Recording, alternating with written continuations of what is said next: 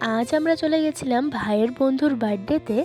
এরপর বার্থডে বয়কে গিফট দিয়ে চলে গেলাম কফি আর ফুচকা খেতে। আর এখানে এসে একটা বোনের সাথে দেখা হয়ে গেছিল। অনেকদিন পর সবার সাথে দেখা হয়ে ভীষণই ভালো লাগছিল। এরপর সবাই একসাথে বসে পড়েছিলাম।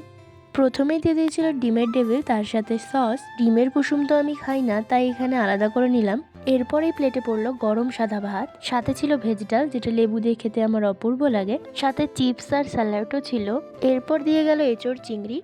আর এঁচোড় তো আমার ভীষণই ভালো লাগে, তাই আরও একবার নিয়ে নিয়েছিলাম। এরপরে দিয়ে গেল কাতলা কালিয়া নয়, তবে মানে মাছের ঝোল টাইপের কিছু। এরপর ছিল ফ্রাইড রাইস, সাথে চিকেন কষা। এই কম্বিনেশনটা তো আমার ভীষণই ভালো লাগে। ফ্রাইড রাইসটা ছিল একদমই ঝুরঝুরে, যার সাথে চিকেন কষাটা খেতে একদম অপূর্ব লাগছিল। আর এরপরেই ছিল ড্রাই ফ্রুট দিয়ে বানানো আমের চাটনি। এরপর চাটনি দিয়ে পাঁপড় খাওয়া কমপ্লিট হতেই চলে আসলো নলেন গুড়ের রসগোল্লা।